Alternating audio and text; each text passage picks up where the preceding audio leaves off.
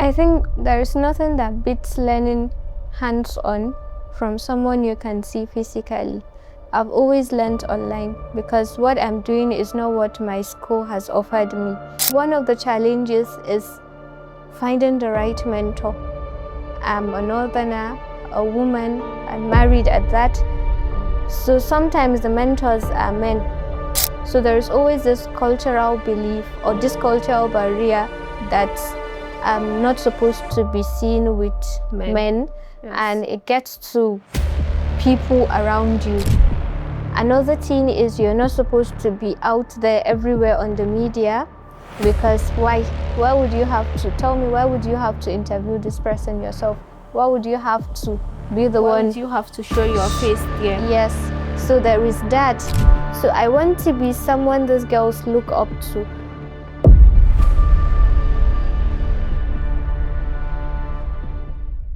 In the world where everyone is posting but few are communicating, where brands are visible but not always understood, how do you build clarity, trust, and influence? Our guest for today is Munirah Muhammad-Bashir, a digital communication and strategy expert working with startups, SMEs, and impact-driven organizations.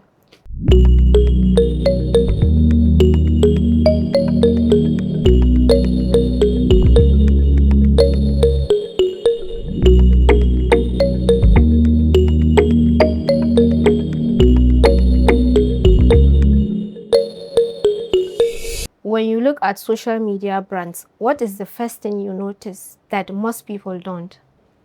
I think it's the consistency of messages, because most brands do not really identify the tone to message their audience or what class their brand, product, or service falls into. You know, in a world of communication, there are different tones to how you talk to your customer. To how you manage your product. Exactly. Your product could be luxury and you're communicating it to the common man.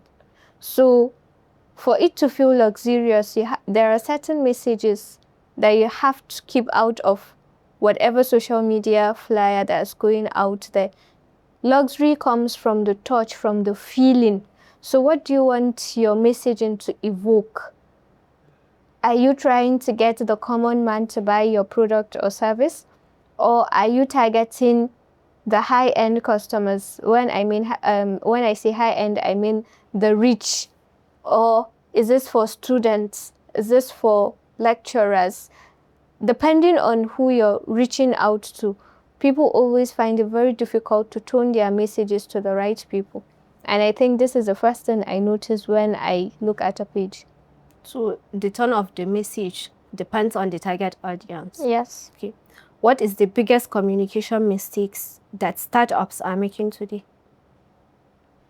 I think the common mistake we'll find in startups, in communicating among startup and SMEs, is that they are communicating to their customers in their own point of view, instead of the customer's point of view. For effective communications in marketing, in business strategy, communications and all, you have to communicate from the customer's point of view. What is he benefiting from your service or your product? How is it of help to him? There's something we call pain points. So you have to communicate according to their pain points. Is this really worth their time? Is this worth their attention? You know, with social media, it's very difficult to get the attention of your target audience because of how low our attention span has become over the years. So your message has to make sure it's getting the right attention at the right time. You don't want it to come too late, you don't want it to come too early, and you want it to communicate to their pain points, how it's going to be of benefit to them, not you. So I think this is one of the most common mistakes brands make in communicating to their customers. Okay. Everyone wants to go viral these days. Is that even a thing? Virality is the icing of the cake. It comes after consistent efforts, after good strategies and dedication towards the right thing. But I think people are mistaking that for noise these days. people think noise is just becoming viral because they chase anything to be viral. So that's where I call it noise. You can be viral for the wrong reasons, which is going to be very bad for your brand, especially if you are intentional with what you want to do, the type of customers you're targeting. What you think it's viral might violate Your customers' belief and all, and you don't want to do that, because in one way or the other you're going to cause harm to your business. I've seen brands, for instance, Chai with Soul Unraveled, how she's trim out brands she works with, because in the long run she wants to make sure that all of these brands have the same principles, or borderline they do not cross. Because at the end of the day, if they are not performing in alignment to what she offers to her community, the aim is all defeated. So I think virality is just a price that comes after paying your due rights of dedication, your due rights of consistency over time. That's when you become viral. People genuinely love you and want to associate with your brand. But noise can be viral and it could harm your brand. Okay. Many people have the ideas, but they struggle with the execution. What do you think is the gap? Well, for ideas, we all know we could wake up at 3 a.m. and have random ideas to want to execute. So I feel it's discipline. It takes time and accountability. How well do you want to achieve that idea? How do you want to build it in the first place? Do you have the resources? Who's going to be accountable for developing that idea? There is something I learned from a mentor, which is SMART goals. So for your ideas to be concrete enough, you have to follow the SMART goals rule.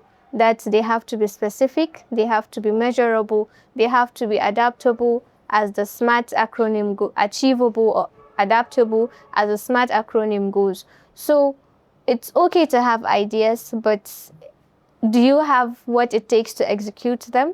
So a lot of us have beautiful ideas out there, but we get missing or we get lost when there are no plan, no strategy to achieving those ideas. What does a strong digital strategy actually look like behind the scenes? It looks like chaos. It is you writing in this jotter and forgetting where you left the jotter. It is you having to write down all of these things in many different places. It could be sticky notes. It could be just in your notes, phone notes. It could be anywhere. But strategy is just identify what is really going to work in the benefit of my brand. What is going to benefit these people? Who are they really targeting? What's that message? So how do we entice them? What's the pain point of these customers? How do I make sure my brand is getting the audience it needs? So it's chaos. For me personally, I always make this mistake of writing in different jotters. I come out prepared to have my jotters for different purposes, but at the end of the day, I get it mixed up. Or I come out with one jotter and end up having different strategies for different brands, and it get missing along the line. So that is why I say strategy for a lot of companies and startups is chaotic. It's a mess. Yes, it's overwhelming. Before you get the nitty-gritty details you need for your customers, it can take a toll on you for you to get that. But at the end of the day, I think it's worth it when you see those strategies are converting, because it's difficult, but once you hit the nail at the head, you'd see the reward. That's one good thing about it. How important is storytelling compared to product? Storytelling is very important. When I say very, I mean massive important, because you cannot sell without a story. People buy because of a story. I've also met someone I look up to who has treated marketing and communications. She owns 2 brands that have gone international. She is a Nigerian. And when she was telling me how she sells her perfumes, I was in awe, because tell me how you would mix the fragrance of what you think Gombe is. She was telling us of how she came with how she comes up with her perfume generally. She travels, and she remembers what this place feels like. She attaches emotions to her traveling and perfumes. To her perfumes. She attached scents to them. So she was telling us if she was to come up for a perfume, she was to come up with a perfume about Lagos, she's going to think of the pollution in Lagos. She's going to think of a herb that is very strong, that's going to depict exactly that. It's going to be peppery, because you know how Yoruba people love pepper in their food and all of that. So you can see the stories she finds that she attaches to these perfumes. It is her own personal experience of a place she has been to. So a product or a service cannot go far without a story. And it is the story that sells the product. Yes, it is a story that sells the product, because this woman sells stories, not just perfumes. She sells stories, and she's doing amazing as a Nigerian, a northerner who has established 2 successful brands abroad. I look up to her marketing and communications, honestly. Okay. As a woman in the digital space, have you ever have to prove your competence twice? Always. Always, because I'm a woman who studied computer science initially. I've never learned communications formally in school. And it's something I've always had passion in doing. So when I tell people I studied computer science, they look at me and think, okay, I'm like, what's the aim of studying that course? What is it going to do for you? Exactly. For people I studied computer science with, they look at me as that person who's not serious with her life, because I'm not too technical. I don't code. I don't do hard technical stuff in tech. I'm just of the basic communications. Yes. I've always been about communication, because it has been in me, I think, since growing up. So the tech people look at me and see that I'm not too technical, and the non-technical people look at me and find me off. I find people telling me I studied English and the likes. So there is doubt, because you didn't study this formally, and the path you have chosen is not a path you have someone in your neighborhood that is doing, and you can just go and be their apprentice. To look up to, yes. Yes, or you can just look up to that person. It's very difficult. This part, we thank God for online platforms, learning platforms today. You can go online and grab knowledge, but then it all boils down to how well you understand them, how well you're able to execute them. So there is always an inner doubt, even before the chaos of the community. There's always an inner doubt. Am I doing this thing right? Is this what communication experts should do? Is this the right way to go about it? This is always questions I find myself asking. And I'm always in that dilemma of, okay, is this, because for startups that I've worked with, they are mostly technical startups. So is this making sense? Is it communicating what these technical people are trying to say? Always. So the doubt before comes innerwards, before even people start questioning. It comes from me first. So that's, I think, it's always, before anybody question it, I question myself. I judge myself if I'm on the right path or not, if I'm getting it right or not. What's a quiet win that you had that means a lot to you? I think a win, it's a lot. I can't name one, but mostly I feel I've won when my messages hit the right spot, when I've communicated to the right audience, when I know that I've gotten the right visibility. It tells me that my effort has paid off. It tells me that, yes, after all, behind all the chaos, I'm doing something meaningful. And at the end of the day, I feel this is all going to compile, and add up to something meaningful, inshallah. When do you realize that communication is your line? I'm a sapiosexual, and Mention. it means that I'm attracted to people, intellectual people. I love knowing what's in people's head and minds. I'm curious generally about people. So what's in your mind? What made you do this? What made you react that way? I find myself always curious to want to know behind the scene of just what's going on in people's life, either emotionally, I just want to know. I'm always that curious. If I meet successful people, I find myself imagining how they were able to make it.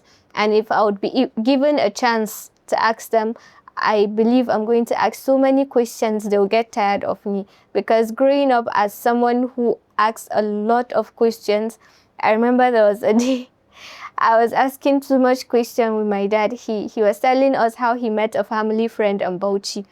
He left to Bauchi, but he didn't tell us he was going to meet so person. So he told us, even though the so person was from Bauchi, he's not usually at Bauchi. He doesn't stay there. So my dad went to Bauchi for a wedding, and he came back telling us, he met so person. I was like, okay, how did you meet him? Did you plan to meet him? He was answering the questions. At some point, he looked at me and said, yeah, ishiki haka. So that is the level of my curiosity. I love knowing how people come up with ideas. I love knowing how their brain works, how they are able to accumulate knowledge, how they are able to disseminate one. So I think it comes from curiosity of knowing what's in people's mind. As a woman in your field, what has been some of the challenges you've faced so far? I think there is nothing that beats learning hands-on from someone you can see physically. I've always learned online because what I'm doing is not what my school has offered me. It has always been online. So one of the challenges is finding the right mentor. I'm a northerner, a woman, and married at that. So sometimes the mentors are men. So there's always this cultural belief or this cultural barrier that I'm not supposed to be seen with men. Yes. And it gets to people around you. Another thing is you're not supposed to be out there everywhere on the media, because why? Why would you have to, tell me, why would you have to interview this person yourself? Why would you have to be the one? Why would you have to show your face there? Yes. So there is that. My society hasn't still accepted that for me, since I'm speaking for myself. So these are one of the challenges. And generally, as women, we have to try as hard as the men in our community. 2 times harder. 3 times. That's why I'm saying twice as hard than the men, because you have house responsibilities to go back to. You have to always prove yourself that you can do it. Exactly. And there is always this need to be emotionally present in your relationships. So these things are draining. You have to be emotionally invested in a lot of things. And at the end of the day, you struggle to keep up with your own self. The stress accumulates and thereabout. The reward is just knowing that your work pays off at the end of the day. And you're doing what makes you happy. So. Exactly. But if it's not serving, trust me, it's difficult. Aside being communication and digital expert, what other things are you doing? Let me call your attention on communications experts. I'm nowhere near an expert. I would say I've gone ahead of the beginner level, but God knows I'm still learning. I'm nowhere near being an expert. So aside communication and digital strategy, I always find myself in facilitating roles. I find myself in roles where I'm either handling children that include young girls, or in spaces that are women-filled, because striving in a career that does not have a lot of women, I in particular struggled to get to where I currently am.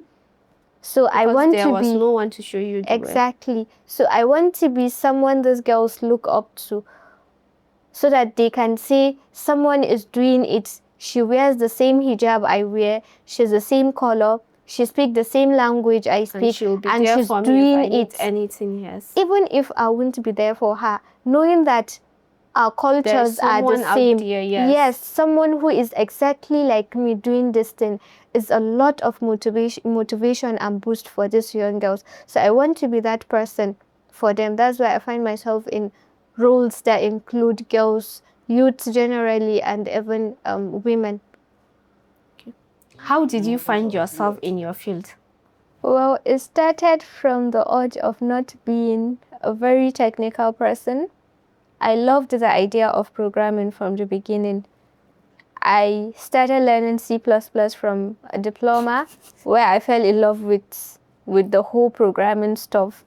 So on getting admission into 100 levels computer science, I was excited about the idea of coming to learn programming, but then You want to be developing software. my friend, I met calculus. You met physics, you met mathematics. I met mathematics, and these honestly are courses I'm terrible at. So after that admission, fast forward to when I got to 300 level and started my SciWes, I was introduced to the whole concept of web development and design, and that was when the chaos began.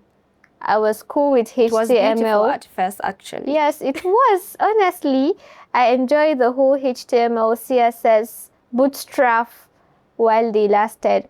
But the moment we got to PHP, it was all cool at some point until we get to where we are going to connect the front end and the back end. That was where I got missing. And I started double thinking my choices. I started saying, am I sure this is the right field for me? Munirah, what have you gotten yourself into? I went to 400 level thinking of careers. I think that was where we both know we cannot do programming. Yes. We cannot do it. Exactly.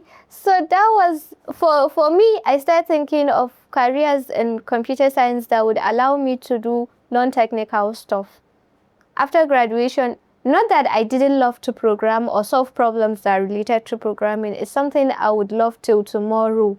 But then it's one thing to love it and it's one thing to be doing it. Yes. So when after graduation, I figured I could not keep up my practice of web design and development. I could no longer. First, I had issues with gadgets. My computer broke down immediately after graduation. Luckily enough for me, I lost my final year project and a lot of other things. So it was almost like starting afresh for me. I couldn't keep up with practice, and we know how this things slip away without constant practice. You have to keep practicing. I started thinking of, okay, what are things I would do with my life? God knows I could not learn programming online then. My mates were doing it. The boys in the class were learning from YouTube and all, but I couldn't bring myself to learn programming from a YouTube channel. So that was when I discovered digital marketing, and that was when I started taking courses that would help me become who I want to become. I also got internship opportunities from a group on WhatsApp, Opportunity Corner, where I found quite a number of internships I joined regarding digital marketing, social media marketing, and the likes. I think that was where I specifically got into a boot camp that was very comprehensive and intensive. I think I was one of the very few northerners, I think 2 of us women from the north. I was from Gombe and the other one I think was from Bauchi, who were core northern women learning digital marketing from that boot camp. And that was where I actually got to understand beyond all the courses I've taken. I've taken my courses on Google. I've taken some from coaches, online coaches. I've taken courses from Mab Academy and the likes. But being in that boot camp showed me a whole aspect of digital marketing that I have never imagined reaching. Deeper.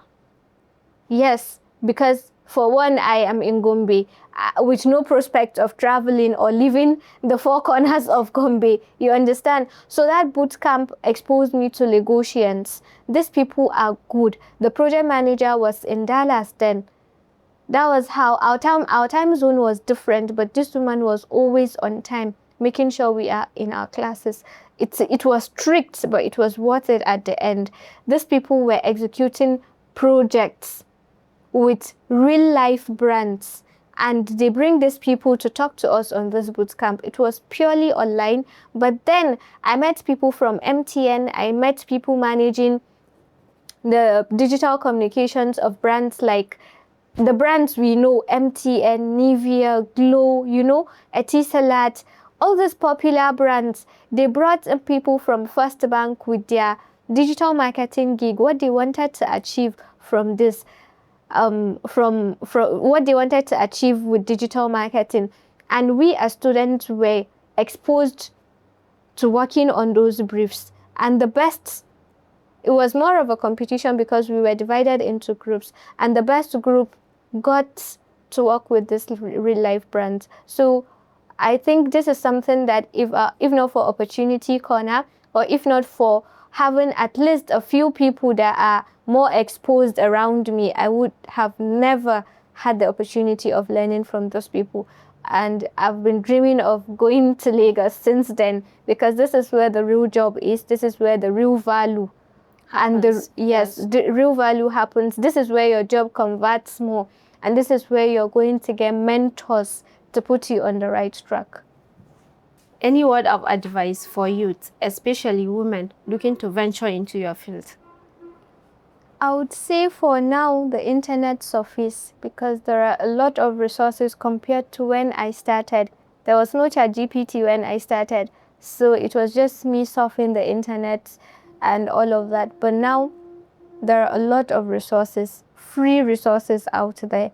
You just need to know what you want to achieve. Because for me, the moment I decided, okay, now this is what I'm going to do, trust me, the resources came. Sometimes I even lost count of how many internships I've been to. At some point, I had to tell myself, okay, this is enough. I no longer want this, because the options were now too much for me to decide. So just decide what you want. Have clarity on what you want to achieve, and the rest happens naturally. Visibility may get attention, but clarity builds legacy. Thank you so much, Munirah, for sharing your mind, your experience, and your soft words with us today. I am Munirah Muhammad-Bashir. See you next time. Bye.